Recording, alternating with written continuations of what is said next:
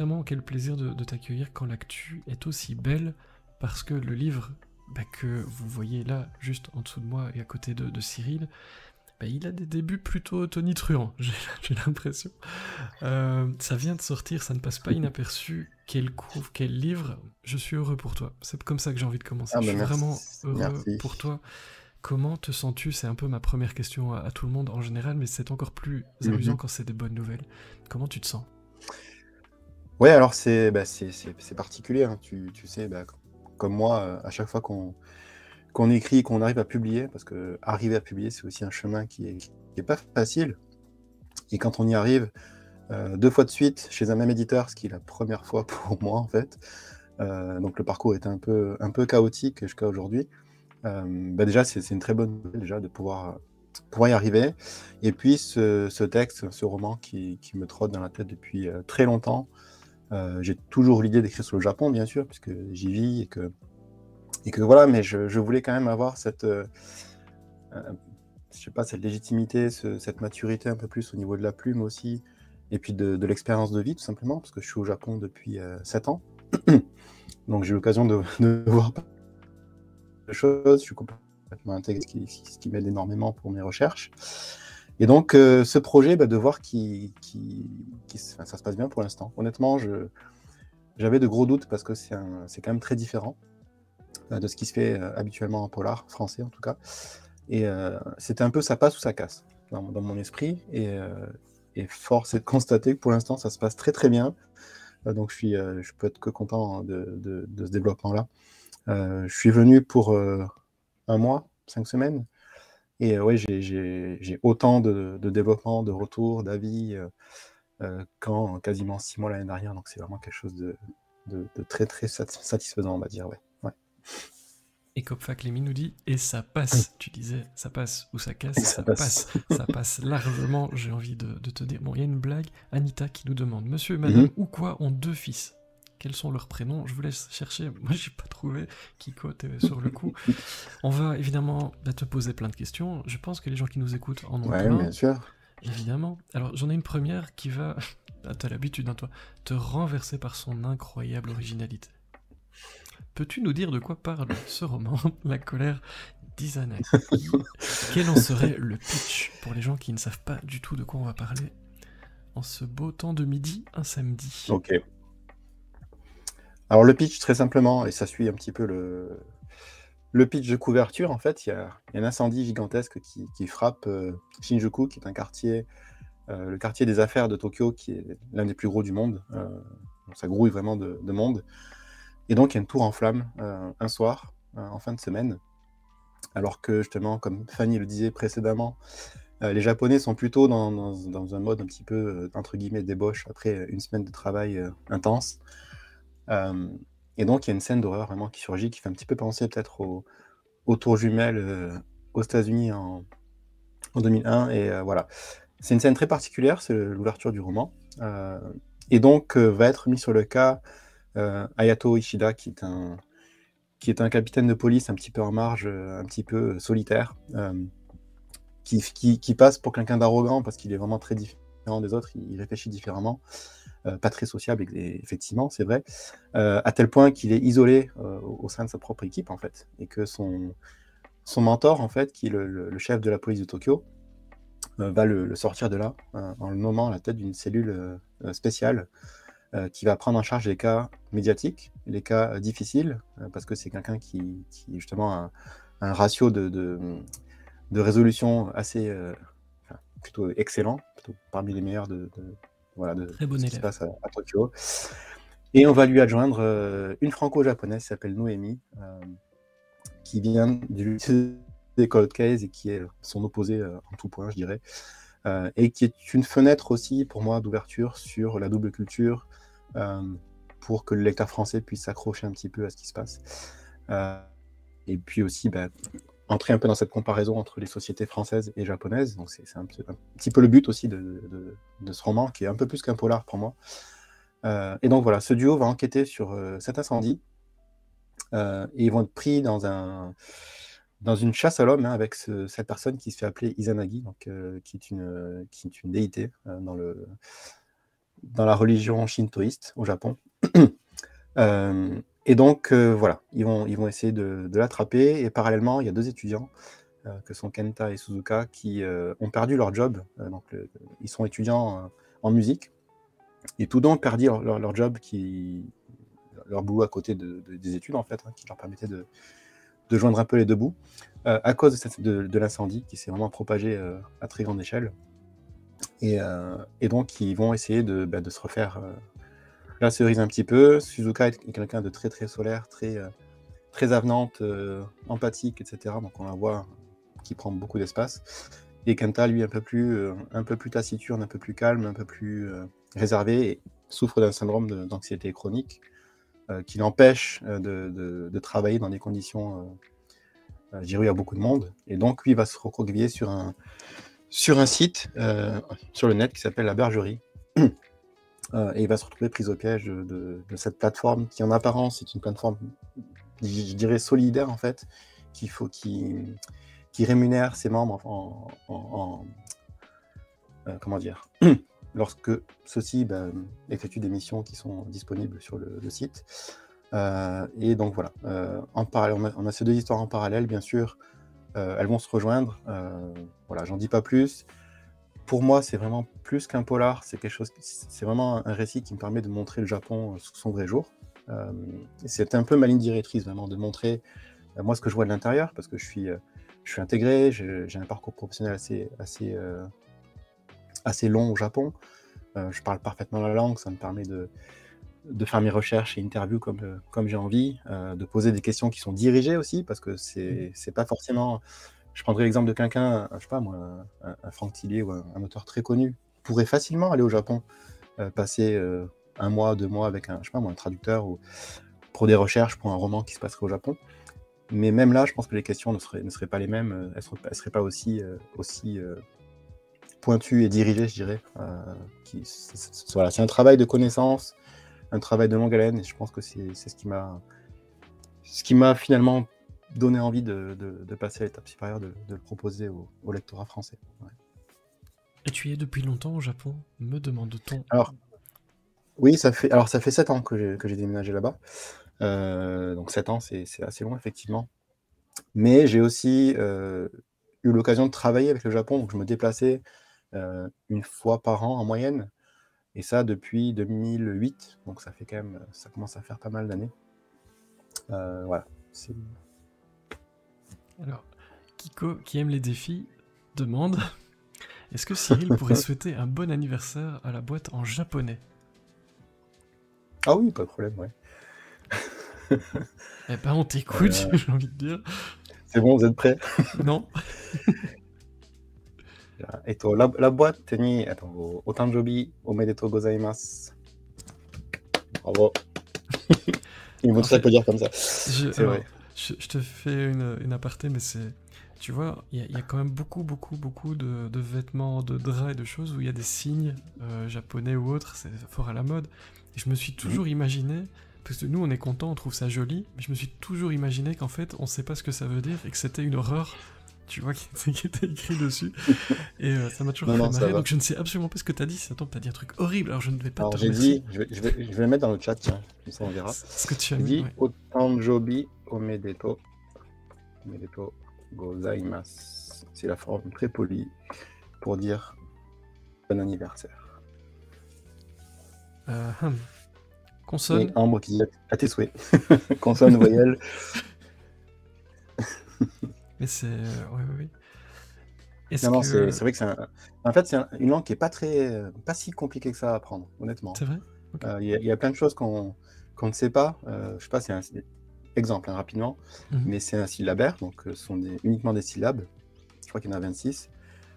Donc on peut prononcer de façon intelligible, on peut écouter aussi, même si on comprend pas, on va dire. Je compare toujours avec le chinois, parce que le chinois, je comprends absolument rien. Donc voilà. Il y a aussi, c'est une langue qui est plate. Il n'y a pas de ton comme en chinois, où un même son sur des tons différents aurait des significations différentes. Là, c'est pas le cas. C'est une langue qui est agglutinante comme l'allemand, donc on peut jouer un petit peu sur l'ordre des mots, ça va pas forcément impacter sur le sens qu'on veut donner. Et puis, il y a d'autres trucs comme la conjugaison qui est très très simple. Enfin, à côté, franchement, le français, c'est hyper compliqué, honnêtement. Mais il paraît que c'est une des plus compliquées, hein, le français à apprendre Ouais, pour les mais gens qui vraiment, s'y je mettent. pense Il y a que tellement d'exceptions, tellement de règles. Bon, je vais je écrire en comprends japonais vraiment, alors. quoi. Alors après, bien sûr, il y a des paliers, hein. Je pense qu'on peut parler plus rapidement et écouter plus rapidement qu'on écrit, parce que forcément, l'écriture, c'est autre chose, c'est notre part de manche. Mais honnêtement, non, c'est une langue qui s'apprend. Alors oui, les sonorités, les sons sont différents, effectivement, donc il faut s'y faire, quoi. Et là, il faut travailler, ouais. Il faut apprendre du vocabulaire, en fait. Et Fanny H nous dit, oui, écrire beaucoup plus compliqué, donc voilà, je n'écris pas en japonais. Ok, merci. Voilà, je croyais. Ouais, j'écris sur mon téléphone, sur mon ordi, mais à la main, c'est difficile, ouais. Alors, Loïc, je note ta question au passage. Ça marche. Beaucoup de questions sur eh bien, le choix du titre. Qui a fait le choix du titre et pourquoi celui-là? Ouais, alors, c'est moi. En général, c'est toujours moi pour les titres. J'ai eu un peu de chance jusqu'à présent. J'ai toujours trouvé le bon titre au bon moment. Pourquoi? Ça fait référence vraiment au livre. Il y a une part de... Avec Izanagi, il y a une part forcément de shintoïsme, mais c'est pas un bouquin ésotérique, c'est pas vraiment ce style-là.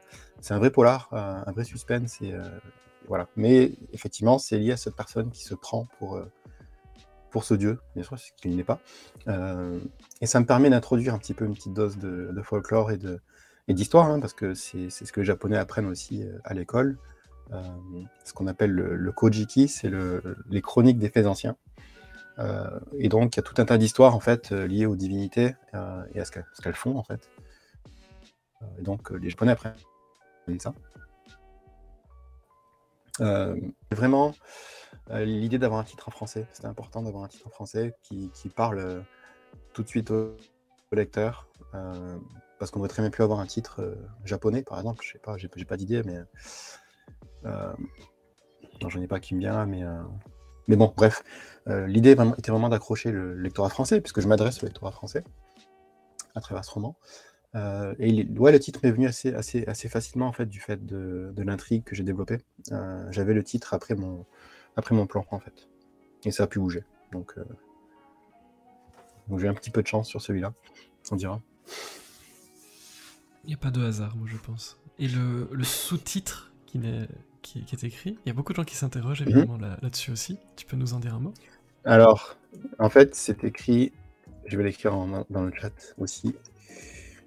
Il y a écrit Izanagi no Ikari, ça veut dire la colère d'Izanagi, en fait, en japonais, tout simplement. Tout simplement, mais c'était important d'avoir les deux. C'est venu.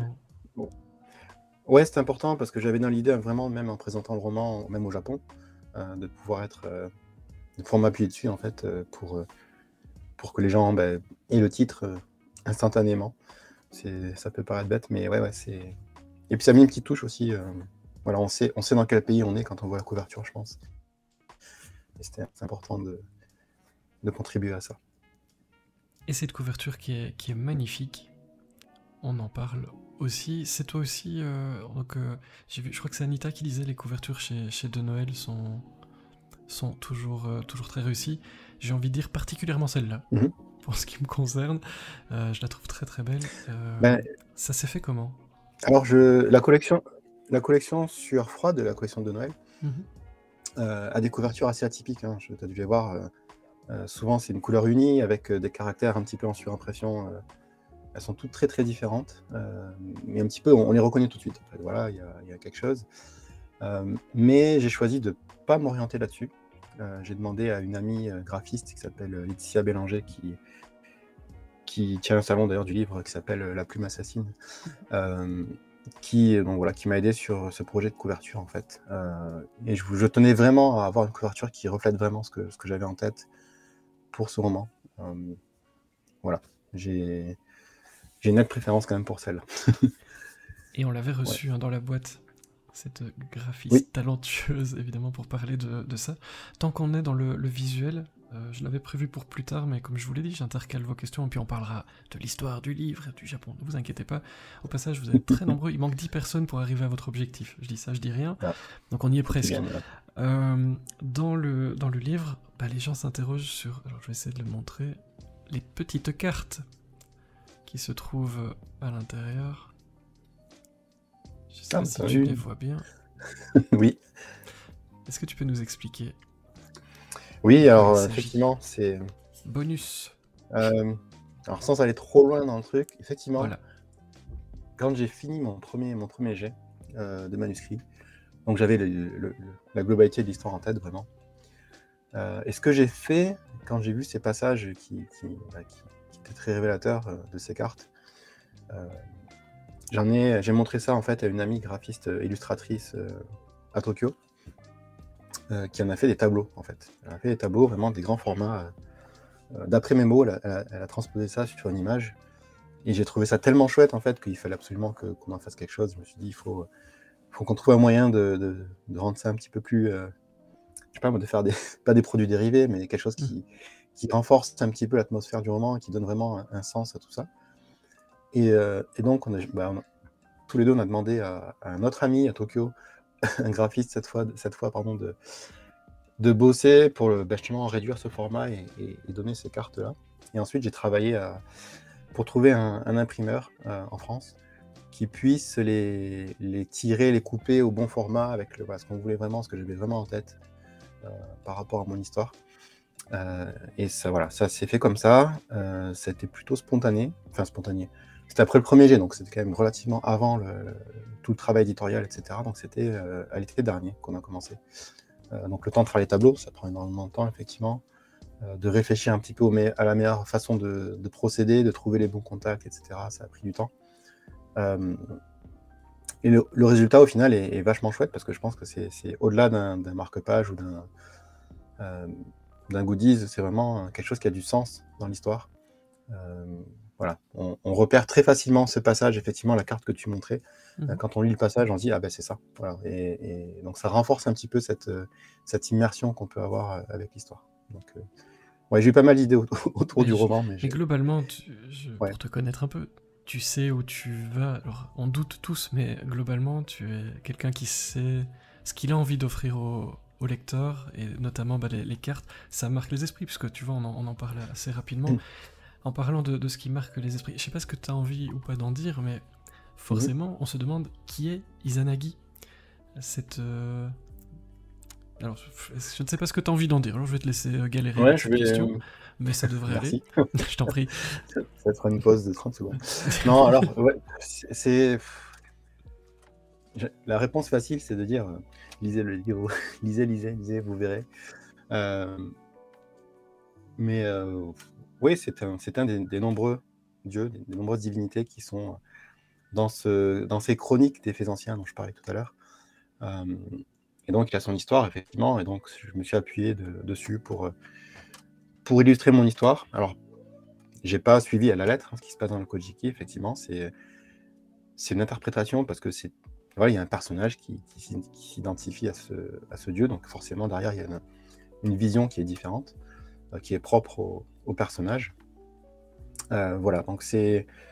Sans entrer dans les détails, je pense que la lecture du livre permet vraiment de comprendre ce qui se passe avec ce dieu, qui n'est pas seul, il y a d'autres divinités, il y en a beaucoup en fait, dans la culture japonaise, il y a des dieux un peu pour tout, effectivement. C'est eux qui s'associent aux enfers, au feu, au monde des morts et tout ça. Donc j'ai pas cherché vraiment. Cyril, si tu m'entends toujours, on perd un petit peu ta connexion. Je sais pas si tu m'entends. Attends, on va revenir là où on en était, Tracasse. Si tu as des choses ouvertes, est-ce que tu m'entends toujours déjà? Ok. Si tu as des choses ouvertes ou que quelqu'un est sur Disney, il faut absolument alléger un tout petit peu la connexion. Si tu as des trucs qui servent à rien, n'hésite pas. On va essayer de sauver un peu. Super. Tu disais la signification de cette divinité, c'est plutôt feu, enfer. C'est le feu, c'est l'enfer, c'est le monde des morts, c'est beaucoup de choses en fait. Izanagi. Mais voilà, sans trop en dire, je pense que ça fera sens à la lecture, ouais, Et pour ceux qui s'intéressent. on revient sur la couverture un Alors, instant, mais... Oui, pour vas-y, je t'en rajouter prie. quelque chose, c'est très... Enfin, toutes ces déités sont très très utilisées dans le manga notamment, au Japon. On les retrouve très souvent déclinées dans les œuvres japonaises, et toujours de manière interprétée, effectivement. Donc il y a beaucoup de clins d'œil que j'ai fait justement à l'art japonais, que ce soit le manga, que ce soit le polar, etc., dans mon texte, mais tout en gardant cette essence occidentale qui fait un petit peu la différence, je pense, pour aller toucher le lectorat français. Parce que c'est compréhensible, hein. Quand on lit le livre, tu poses aussi les bases pour voilà, que les gens ne soient pas perdus dans ces personnages un peu particuliers. Et Kopfak Lemi demande, y aura-t-il un Izanami dans le titre du tome 2? Je sais pas si tu as déjà pensé à tout ça.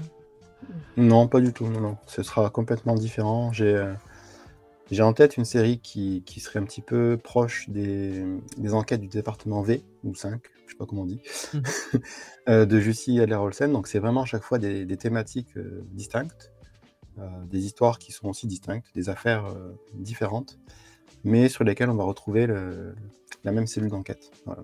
Et bien sûr, ça va faire progresser en fond l'histoire des personnages, et puis voilà, c'est... Sans trop en dire, ça va être plutôt ça. Et les chroniques. Mais je prends une direction tout à fait différente sur le prochain déjà. Ouais. Déjà reparti au travail, c'est si beau.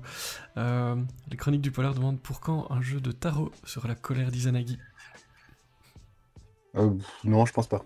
Non, t'as pas ça de prévu. Je pense pas. Par contre, je vais probablement aller jusqu'au bout de ce projet de cartes. Bah, j'en dis pas plus parce que effectivement, ça pourrait spoiler un petit peu l'histoire. Non, mais, on n'en dit pas plus, surtout pas. Ce qu'on voit sur la couverture, ça représente quoi pour les Japonais? Alors, j'avais vraiment en tête vraiment des éléments très précis de couverture. Là, c'est très simple. Déjà, je voulais du noir, du rouge, du contraste avec du blanc. C'était assez important. Et donc, devant, on a cette porte rouge qu'on appelle un tori en japonais. Je vais l'écrire en japonais. Et on les voit très souvent, tu sais, on les voit très souvent sur les sites touristiques japonais devant les temples. En fait, c'est la porte d'entrée de sanctuaire. on a perdu Kiko, définitivement. C'est porte des sanctuaires, hein, tu dis. Et donc voilà, je voulais avoir ça pour symboliser cette porte d'entrée vers le Japon, vers Tokyo qui est en fond. Mais aussi avec cet aspect un petit peu brûlé, un petit peu ancien, vieillot de cette porte, symboliser l'entrée vers les enfers en fait. Voilà. Et c'est associé vraiment à Izanagi. Voilà. C'est une couverture qui est assez simple au final, mais qui reflète exactement ce que j'avais en tête. Ouais. Elle est cohérente, moi c'est ça que j'aime bien, parce que tout se répond, hein. On entend dans tes réponses, sans trop en dire, parce qu'on vous laisse profiter, mais tout se répond, tout est cohérent. Au passage, avant de poser la prochaine question, merci beaucoup pour les follow, Jessica Halleux, Lennart, merci beaucoup à Nathalie X pour les follow, et puis merci Jessica aussi pour l'abonnement, ça soutient évidemment tout ce qu'on fait sur Twitch dans cette boîte, et tous ces invités que vous pouvez entendre normalement le jeudi soir, et puis de temps en temps le samedi. Merci beaucoup d'être si nombreux aussi. Comment as-tu construit le personnage du capitaine Hayato Ishida, sa personnalité, tout ça? Comment est-ce que tu l'as construit? Parce que c'est un personnage marquant, évidemment. Bonne question. Ouais, c'est... Alors, c'est le personnage de mon tout premier roman. Il faut savoir, c'est le Glas d'innocence qui n'a pas été beaucoup lu, je pense, parce qu'il était chez un tout petit éditeur il y a 7 ans de cela. Et qu'il n'est plus disponible à la vente depuis pas mal d'années déjà. Mais pour celui-ci, on est reparti de zéro finalement parce que j'avais pas touché forcément beaucoup de lecteurs avec mon premier, et il fallait vraiment représenter ce personnage pour moi. Voilà. C'était l'occasion, avec de Noël, de poser de nouvelles bases. Et donc, j'ai quand même gardé bien sûr les attributs qui le différencient, c'est-à-dire ce côté asocial, arrogant, HPI, mais en même temps très très renfermé, voilà, qui comprend pas que les autres ne fonctionnent pas comme lui, voilà. Et puis le côté boulimique, je te passerai la référence, je pense que voilà, elle est là. Mhm. Donc voilà, je me suis un petit peu imprégné aussi de ce que j'aime aussi de ce côté-là. Ça permet aussi au lecteur de voir pas mal de choses à manger dans le roman. Et, et puis le caractère hypercosmique, c'est quelque chose à laquelle j'ai pensé en écrivant une nouvelle il y a peut-être 2 ou 3 ans, dans le recueil de Il est N. C'est une direction qui est dirigée par Jérémy Bouquin, et où N en fait est un criminel, tu sais, de type un petit peu comme Fantomas, quelqu'un insaisissable, on ne connaît pas son visage, enfin voilà, il défie toutes les polices du monde, etc. Et il fallait que chaque auteur donne sa version de N en fait, au travers d'un texte de 5000 mots, je crois. Et donc j'ai pris Ayato, que j'ai mis dans le quartier de Shibuya, sur une 40aine de pages, voilà, à base d'énigmes et de courses contre la montre, voilà, j'en dis pas plus, mais c'est vraiment... ça m'a permis de revenir un petit peu à ce personnage, ça a fait un peu le trait d'union, et je me suis dit qu'il fallait absolument que je laisse pas tomber ce personnage, qu'il revienne, parce qu'il était hyper important, et donc c'était l'occasion de le présenter, vraiment, cette fois-ci, au plus grand nombre. Et oui, effectivement, il est atypique, il est attachant, c'est un peu le mot. Je pense qu'on s'attache au fait qu'il soit vraiment très arrogant en façade et très brusque, et voilà, il a une image vraiment déplorable, et puis en fait, on sait très bien que si on gratte un petit peu sur la surface, on voit que voilà, il y a quelque chose qui se cache derrière ça. Voilà. Mais c'est un personnage que je voulais absolument reprendre, et je pense qu'il va m'accompagner encore de nombreuses années, j'espère. C'est quelqu'un que tu connais, c'est un personnage complètement inventé, avec des traits de caractère de plein de gens, ou pas du Oui, tout? j'ai pioché, ouais, j'ai l'habitude de piocher pas mal de traits de caractère à droite à gauche. Mais pour lui, effectivement, j'ai pris pas mal de traits qui me correspondent. Alors, je suis pas social, hein, je suis pas arrogant, tout ça. Par contre, la bouffe, c'est cool. La bouffe, c'est la vie. Toutes les petites phrases qu'il a par rapport à la bouffe, ça c'est tout moi, il n'y a pas de problème. Et puis un petit peu sa façon de réfléchir aussi. Il y a des passages où ceux qui l'ont lu verront qu'il y a des passages où il y a des énigmes en fait à résoudre, et elles sont assez complexes, effectivement. Elles sont pas non plus insolubles, hein, les gens peuvent quand même les résoudre. Mais ça justifie vraiment, pour se mettre dans cet esprit-là, il a fallu que je me mette moi-même dans cet esprit manipulateur avec les codes, etc. Donc voilà, c'est un personnage qui me ressemble un petit peu, effectivement. Et au passage, salut Stéphane Chamac qui nous a rejoint avant ton passage à 17h tout à l'heure pour parler de Kanaka, et salut Charlotte, le tourneur qui est avec nous.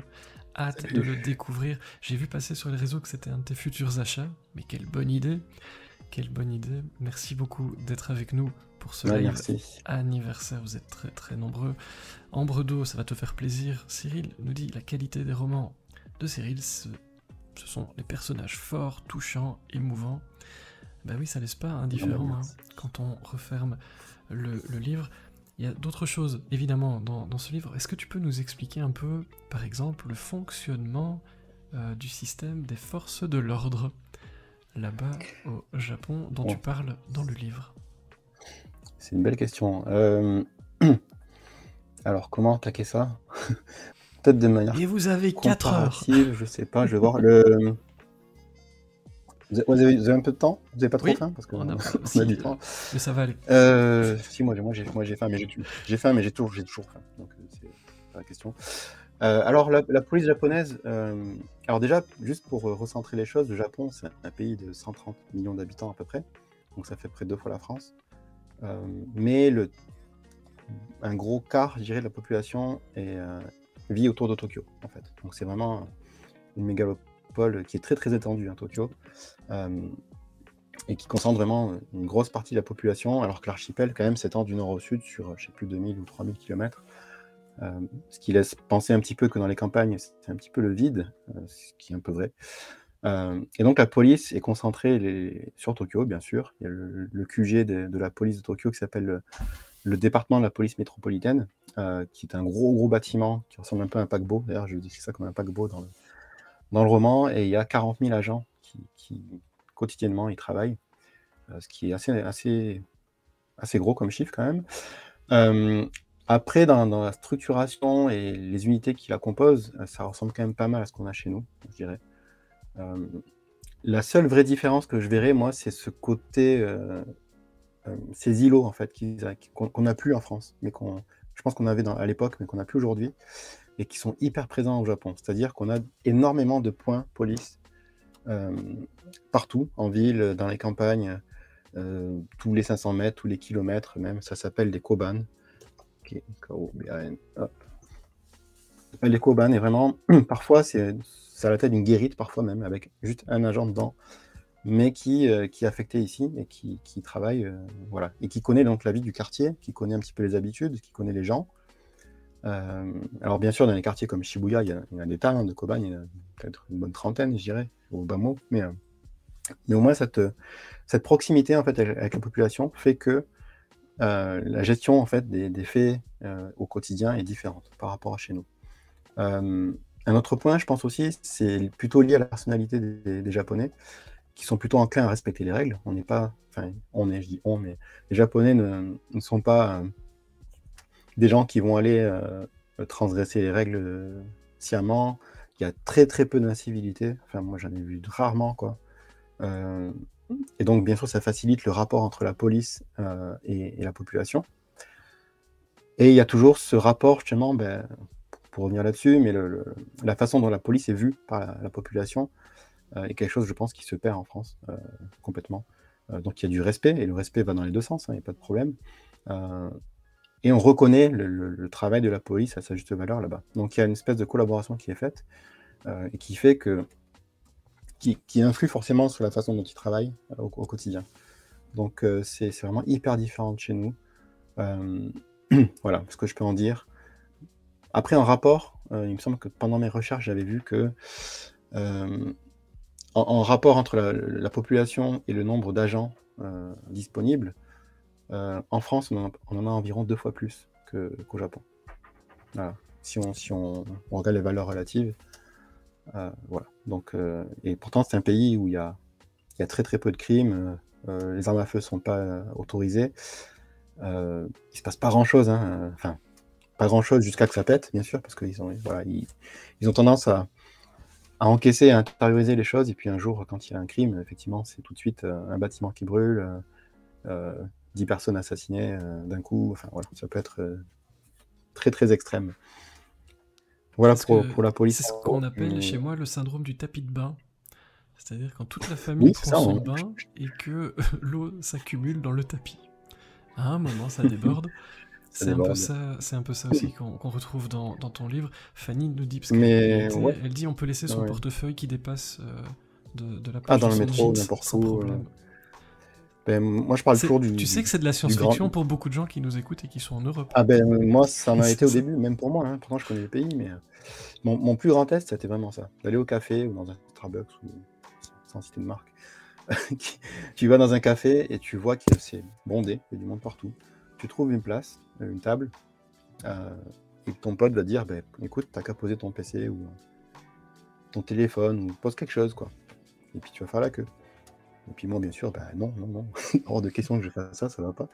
Et puis non seulement, tu vas le faire, et puis il va se passer, donc personne ne va venir le prendre, mais surtout, si jamais quelqu'un s'approche et veut le prendre, et que c'est pas le sien, les gens qui sont autour vont lui dire que c'est pas lui. Donc c'est vraiment autre chose comme façon de penser. On est vraiment aux antipodes de chez nous, quoi.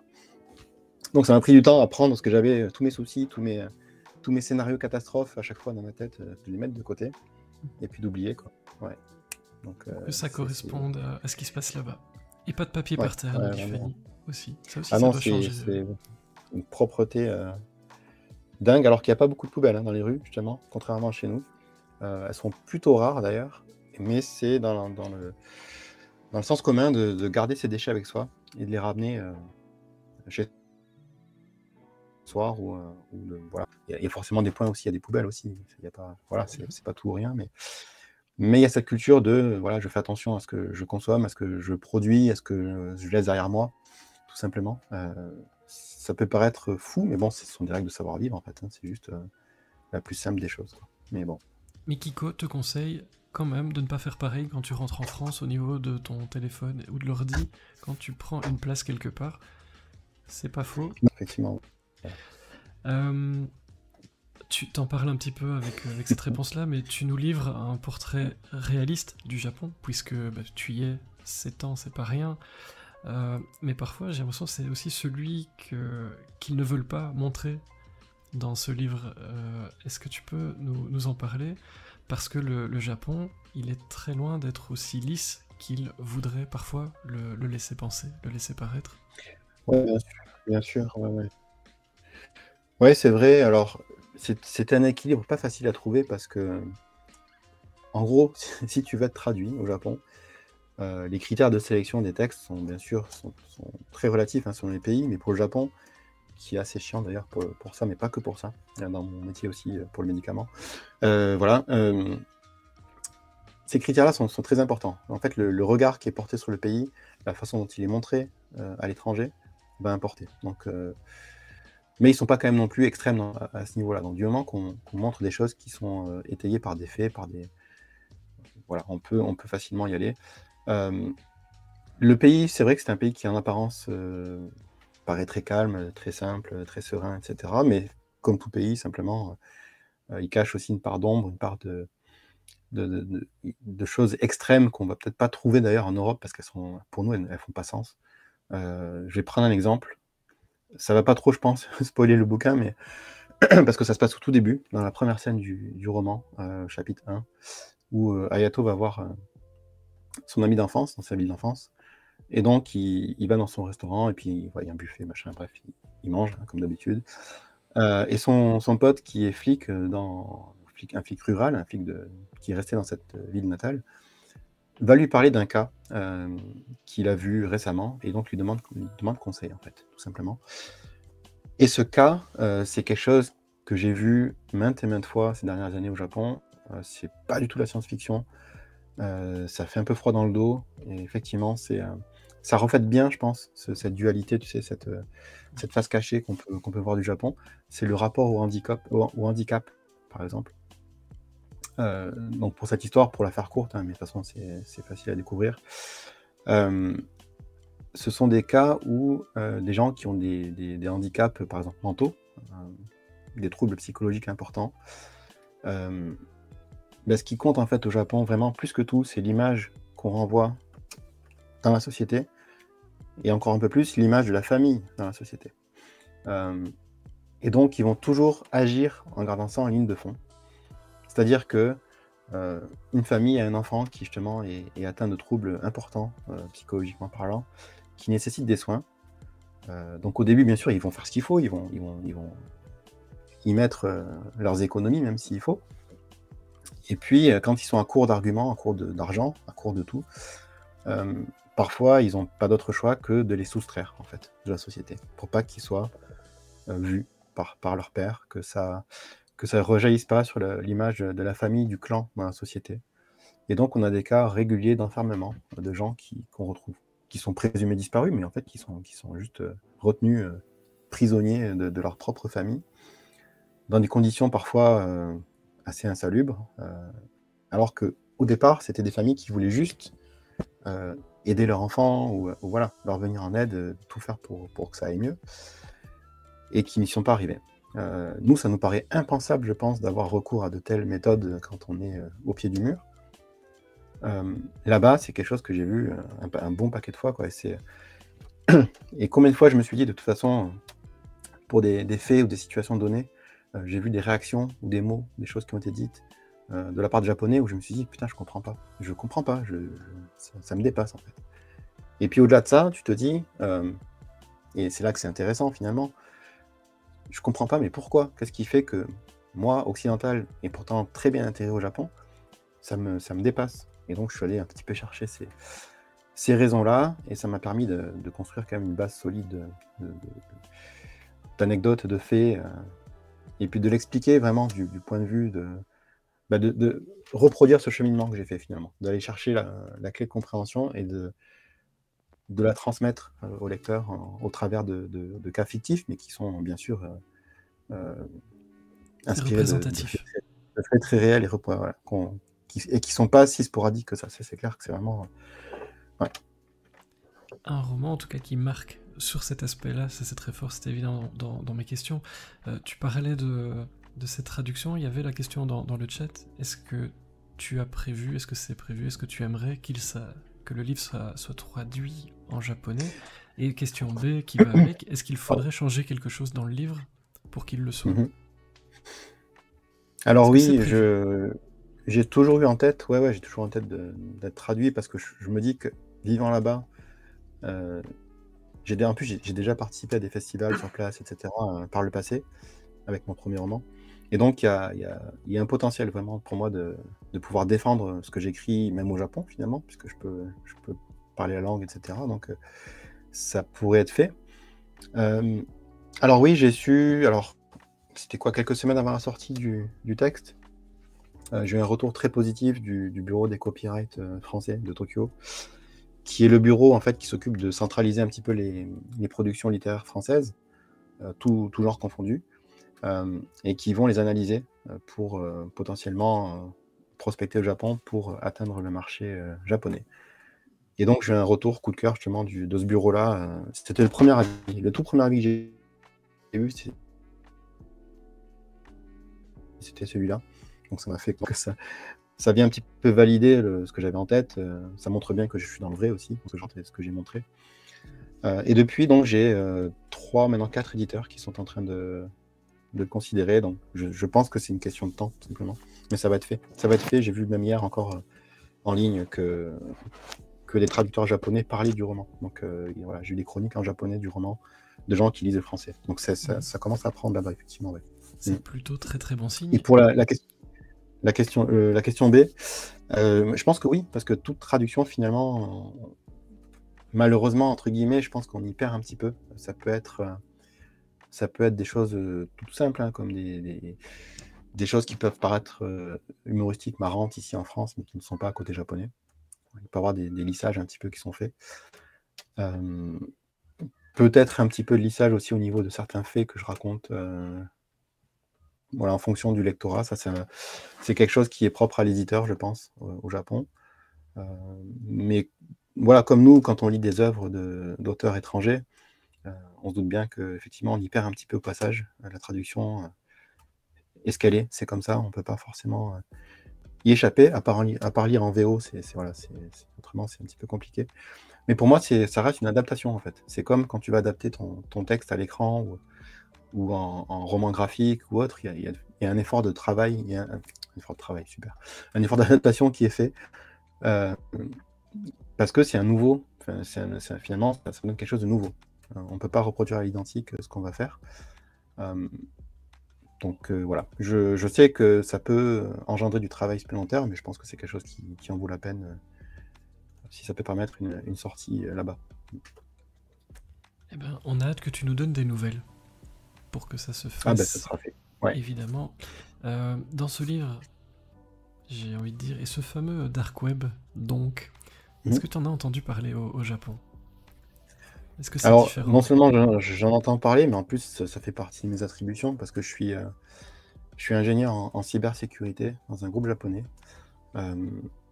Et donc, le Dark Web et toutes les menaces qu'on peut imaginer qui dorment, c'est quelque chose qui fait partie de notre quotidien, en fait. On a l'habitude d'aller prospecter, d'aller mettre en place aussi des méthodes de réponse aux menaces qu'on peut avoir au niveau de la compagnie. Donc effectivement, je parle de la Bergerie, ce site que j'ai créé, dont je laisse les lecteurs je vous laisserai découvrir un petit peu de quoi il en retourne, mais effectivement, j'ai un peu reproduit l'expérience. Voilà, j'ai reproduit de A à Z l'expérience, plus ou moins. Et le plus intéressant dans tout ça, c'est que une fois que j'avais vraiment mis sur pied cette bergerie et tous ces codes que j'avais un petit peu créés, ma femme m'a appelé un jour, elle m'a dit viens voir aux infos et tout, et on est tombé sur une histoire justement d'un site sur le dark web qui était piloté par un japonais depuis les Philippines, donc ça s'étend quand même, ça s'étend au Japon. Et ce site proposait des missions pour des étudiants, un mal d'argent. Donc j'étais complètement dans le truc, je fais c'est pas possible. En fait, mais en même temps, si. Et donc, parce qu'on s'en a rendu compte, parce qu'il y a une vague de crimes un petit peu inexpliquée sur Tokyo, c'est quelque chose qui, forcément, ça dénote un peu du décor général. Et donc, ceux qui ont été arrêtés ont à petit, on fournit les informations qui ont permis de remonter à ce site. Et donc, c'est une affaire qui est en cours, en cours de jugement. Ils n'ont pas arrêté toutes les têtes de réseau encore, c'est quelque chose qui court encore. J'en parle un petit peu sur mon blog, mais je ne dis pas trop de choses dessus. Mais c'est quelque chose qui a été repris par un site qui s'appelle Mr. Japanization, qui est un blog français sur le Japon. C'est une très, très grosse plateforme avec des gens qui vivent au Japon comme moi, qui écrivent dessus. Et eux ont chroniqué Izanagi, et puis ils ont un petit peu plus parlé de cette histoire au sein de l'article. Donc il y a un peu plus de détails, mais tout ça pour dire que je pense que quoi qu'on imagine, quoi qu'on crée finalement, la réalité rattrape vite ce qu'on peut imaginer en fait. Et la dépasse parfois, souvent. Ça fait peur. Mais oui. Ouais, clairement, ouais. Mais t'as une question aussi, pourquoi est-ce que tu es parti vivre au Japon, si c'est pas indiscret? T'es évidemment pas obligé de répondre. Ah bah non, pas de problème. Alors, comme je disais au début, j'ai pas mal voyagé au début pour le travail, entre 2008 et 2012, un peu plus entre... Ouais. Et puis plus fréquemment entre 2012 et 2017. Et puis j'ai rencontré ma femme là-bas, tout simplement, quoi. Tout simplement. Elle est venue vivre en France avec moi pendant 3 ans. Et puis on est reparti au Japon en 2017. Voilà. 3-4 ordinateurs portables volés plus tard, vous êtes parti. Ah, ça fait voler ces trucs, enfin son téléphone, machin. Malgré les... C'est vrai que ça fait peur, mine de rien. Moi, ça m'a fait flipper. Je le disais au début, fais attention. Dans les transports en commun, on n'est pas à Tokyo, quoi. Le sac ouvert, le sac grand ouvert comme ça, ça marche pas. Malheureusement, ouais. Ça peut paraître fou, en fait, quand on y pense, mais une fois qu'on est là-bas, on se dit, ouais. Qu'est-ce qui te fascine le plus au pays du soleil levant? Qu'est-ce qui te fascine? Moi, je pense que c'est la tranquillité qu'on peut avoir. Parce que je pense que tout le monde en France a une idée de Tokyo. Je veux dire, allez, Tokyo, ça grouille, c'est énorme, c'est plein de monde, on peut pas marcher, machin, alors que c'est complètement différent. C'est une ville donc il y a 23 arrondissements, et chaque arrondissement, en fait, c'est une petite ville en soi. Une petite ville, chaque ville est très très différente. Moi, mon quartier, Itabashi, c'est en plein Tokyo, il n'y a pas de gratte-ciel, il n'y a pas de... On habite quartier, je fais tout à vélo. C'est très vert aussi, il y a une rivière qui passe. Enfin, on se croirait pas à Tokyo. Et il y a des zones où, franchement, on s'y croirait vraiment pas. Et donc, la tranquillité. Parce que la mégalopole, donc le Tokyo et sa banlieue, je dirais, qui s'étend vraiment très très loin. C'est peut-être, je ne sais plus combien de fois Paris, mais c'est vraiment énorme. C'est une société où tout le monde fait attention à l'autre, en fait, dans chacun des gestes qu'il fait au quotidien. Ça peut être faire la queue quand tu attends le métro, ça peut être respecter le code de la route, des trucs tout cons. Mais au final, et puis je parlais du café aussi tout à l'heure, mais au final, tu mets ça bout à bout, et tous les scénarios catastrophes qu'on a dans la tête en France, ou toutes les préoccupations, les petits soucis qui traînent, il n'y a rien de tout ça. Voilà. Il n'y a jamais de retard, les trains sont jamais en retard. Le retard moyen sur une année, ça se compte en secondes, donc c'est rien du tout. On sait toujours, il y a une tranquillité dans tout ce qu'on fait. Les enfants, ma fille a 5 ans, bientôt elle prendra le métro toute seule. Moi je suis pas sûr que je sois d'accord, mais c'est ce qui se passe avec les autres enfants japonais, et effectivement c'est troublant. Au début on se dit mais c'est pas possible, et puis si. Voilà. Donc cet ensemble en fait fait que le quotidien est hyper simple, hyper léger. On n'a aucune pression en fait au quotidien là-bas, et c'est vraiment pour moi c'est la plus grosse différence avec la France. Et Loïc qui nous dit, et l'Europe en général d'ailleurs. Il y a des plaques d'égout Pokémon, et ça c'est pas négligeable. En fait, il y a des plaques d'égout à l'effigie des préfectures ou des villes, où ça dépend. En fait, certaines ont des Pokémon dessus, effectivement. D'autres non, ce sont des artistes locaux qui vont les décorer. À l'occasion, je prendrai celle de mon quartier. Je vois Olé, je la prendrai en photo. On montrera ça. Ce que ça donne. Oui, bien sûr. Eh ben, on voyage grâce à toi, merci beaucoup pour tout ça. J'ai ajouté, donc je t'ai pas fait le portrait chinois littéraire, parce que tu l'as déjà fait, et parce que le portrait japonais littéraire c'était bizarre, donc j'ai pas fait, et j'ai pas eu le temps. Je voulais le faire en vrai, mais j'ai pas eu le temps. C'est une question que les gens aiment bien, ça s'appelle l'anecdote cocasse. Est-ce que tu peux nous raconter une anecdote cocasse sur ton parcours dans le monde trépidant des livres? Il y a de quoi dire, j'ai envie de... Ça peut être comme tu veux, avec les lecteurs, avec les éditeurs, dans les salons du livre, ou toute autre chose si tu as envie. Une anecdote, quelque chose dont tu te souviens qui t'a marqué dans un parcours, tu disais, qui part de loin avec ce Ouais, un petit personnage peu. qui revient là sur le devant de la scène après... En salon, alors j'ai pas fait beaucoup de salons, effectivement, j'en fais pas beaucoup. Parce que bon, c'est un peu compliqué. Mais non, enfin, c'est assez classique en même temps, mais je pense que ça arrive à beaucoup de monde. Enfin, j'espère, parce que sinon ça craint. Euh, dans une Fnac en signature où justement j'étais à mon stand, à mon bureau, il y avait mes livres devant, il y avait les pancartes et tout ce que tu veux. Il y avait des gens même qui étaient devant. Et puis une personne qui vient de demander si je savais où étaient les derniers Musso. Voilà, pour changer, hein, on va pas sans dénigrer ce que font les autres, hein, mais bon. Et là tu dis, bah oui, ils sont juste là, tu sais, tu fais un peu le libraire, mais bon, c'est un peu dégoûtant en même temps parce que tu te dis, bon, on n'est pas rendu. Les habitudes voilà, sont tenaces et puis c'est pas évident.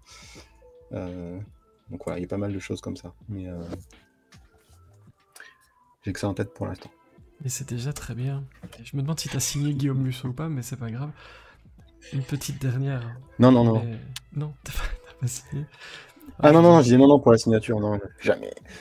Pardon. Imaginons que la boîte puisse te faire traverser le temps et que tu te retrouves au moment de partir au Japon. Tu aimerais dire quoi au Cyril de l'époque, avec tout ce que tu sais aujourd'hui, et là, par exemple la sortie de ce livre? Ouais. Tu lui dirais quoi au moment de quitter la France? Bah, j'aurais dit accroche-toi.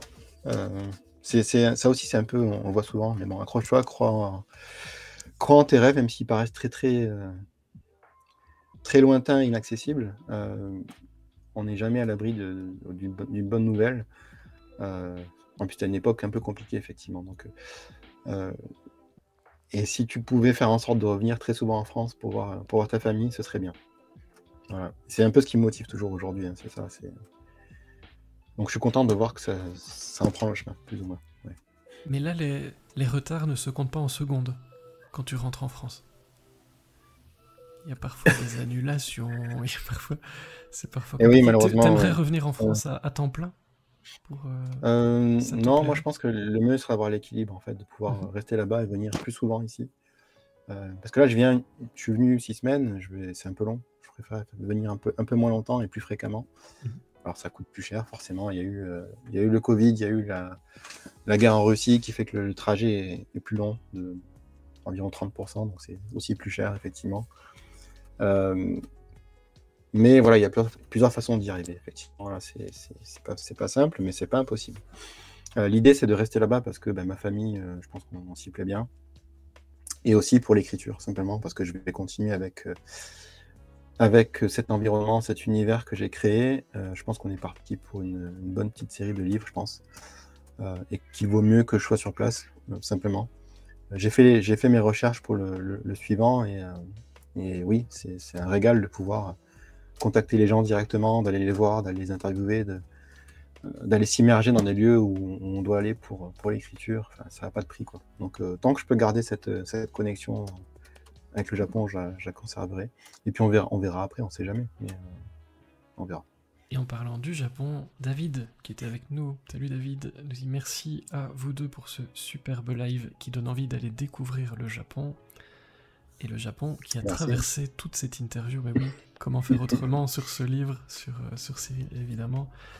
Je ne sais pas, est-ce que tu as des projets? Ça va être la promo, l'écriture, tu en as parlé. Quels sont tes projets dans les prochaines semaines? Déjà, ça va être retourner au travail parce que on a 2 semaines de congés par an au Japon, donc c'est très peu. On a beaucoup de jours fériés, énormément de jours fériés. Mais bon, ça reste des jours fixes, voilà. Et donc, pour venir un mois, j'ai sacrifié une partie de mon salaire du mois dernier, forcément. Donc, il y a des sacrifices à chaque fois qui sont faits. Et donc, dès aujourd'hui, si je reviens en France, c'est donc sans solde, hein, jusqu'à l'année prochaine. Donc, il faut faire avec, il faut que je bosse, il faut que j'en fasse plus. Mais effectivement, le démarrage et ce qui se passe autour du roman me donne envie de continuer, et j'avais aussi en tête de peut-être passer freelance, donc passer indépendant, et de plutôt travailler, que ce soit par rapport à l'écriture ou par rapport à mon job classique, par la voie du consulting, voilà, en freelance. Donc garder mon indépendance, pouvoir venir en France plus souvent, simplement, sans sacrifier mon travail et mon salaire, parce qu'en plus le salon c'est le week-end, donc je pourrais très bien travailler la semaine en France. Donc voilà, je vais m'atteler à ça. C'est vraiment la priorité numéro 1 en rentrant. Et puis bien sûr continuer à travailler sur le prochain roman, qui sera toujours au Japon, comme je disais, sur une enquête un petit peu comme celle du département V. Donc c'est vraiment une intrigue à part entière, avec des personnages qui la composent, qui ne sont pas forcément ceux de la cellule Sakura, mais on va les revoir bien sûr, ils vont forcément entrer en jeu à un moment donné. Voilà, c'est un petit peu l'immédiat pour l'instant. Ça va être assez dense. Et puis voilà, profiter simplement du retour là-bas. Ça va être bien. En parlant de profiter, alors je vois vos messages. Je vous raconte l'anecdote du supermarché, mais Fanny a un peu résumé. Mais pas tout, je vous explique la suite après. Le message de Luc, mais qui me touche beaucoup, qui fait plaisir. Merci Frédéric pour les auteurs invités que je n'aurais pas forcément lu. Le livre de Cyril m'attire énormément maintenant. Eh bien, c'est la raison d'exister de la boîte. C'est pour ça qu'on fête nos 2 ans, c'est pour ça qu'on va continuer. Oui, je vous l'annonce déjà, c'était spoiler alert pour 18h30, non je rigole, mais on va continuer a priori encore un bout de temps. Merci beaucoup pour ce commentaire, ça me touche, et puis ça me fait plaisir qu'on découvre les livres des personnes qui nous font l'honneur et le plaisir de venir répondre à toutes nos questions. Cyril, le temps, comme avec Petroni, passe excessivement vite. Avec vous deux, on aurait fait 5 heures, ça aurait été bon en fait. Plus ou moins. Hein. Et alors, on rajoute Michel Dufresne et Gilles Guillon, et on est parti sur 24 heures et je peux m'en aller. Ah ouf, ouais. Ah oui, parfait. Si vous m'entendez, les gars, Gilles, Michel. Jacques Sausset. Ah, Jacques Sausset aussi, bien, bonne idée.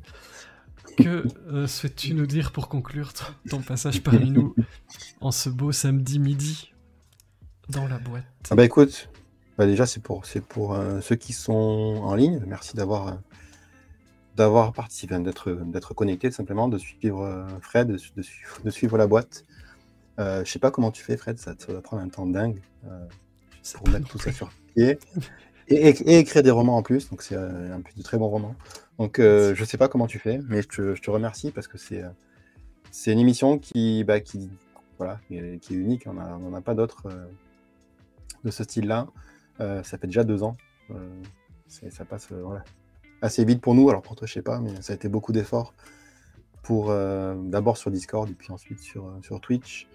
Donc je te remercie pour tout ce que tu fais pour nous, pour les lecteurs, le temps que tu y passes, parce que c'est un temps fou. Les gens avec qui tu collabores, justement, maintenant, je vois l'équipe qui les connexions qui se forment et tout, c'est vraiment chouette. Donc je te souhaite juste le meilleur, et puis de continuer comme ça. Qu'on fête les 3 ans, les 5 ans, et puis les 10 ans, pourquoi pas plus. Donc, Et qu'on soit là, à chaque fois que tu sors un livre, merci à toute l'équipe, aux mains qui passent dans le champ. J'ai du monde avec moi aujourd'hui, il y a une main, c'est lui. Merci beaucoup, en tout cas, on sera là pour la suite, pour te suivre. Donne-nous des nouvelles, c'est le plus important. Ok, et merci avec plaisir. pour tes mots qui me touchent beaucoup. Et je sais pas toi, bah écoute, c'est... mais entre nous, mais on est juste entre nous, j'ai un peu faim. Qu'est-ce que tu me conseilles? Est-ce que tu as faim aussi? C'est quoi ton plat préféré? Ah oui, j'ai faim. Pour quitter, pour ce temps de midi qui va arriver. Mais restez bien avec nous, on ne coupe pas le live. Vous êtes pas... Alors je suis avec mes parents, ma famille, là, c'est le dernier week-end que je passe ici, il y a ma fille qui est là aussi. On a fait des karaage, donc c'est des poulets frits. On en parle dans le roman. Donc voilà, on va aller se péter le bide avec du poulet frit. Et ça va être très bien. Eh bien, bonjour à toute la famille. Merci beaucoup de nous avoir prêté Cyril pendant cette petite heure et d'avoir attendu pour manger. S'ils sont tous comme toi, ils doivent être en train de ranger les meubles. J'aurais dit de manger, parce que sinon... Vas-y vite, rejoins-les. Tu n'auras plus rien. Mais tant pis, ça va. Ah, s'ils sont tous comme toi, oui, il y a des chances. Allez, sur ce, Cyril, c'était un plaisir. Merci beaucoup d'avoir été avec nous pour ce live marathon. À très très bientôt, et encore bravo pour ce livre. que je vous invite à découvrir. Vous n'avez pas fini d'en entendre parler, je le crois. Merci Sincèrement. à toi. Merci Salut, tout le salut. monde. À bientôt. Salut.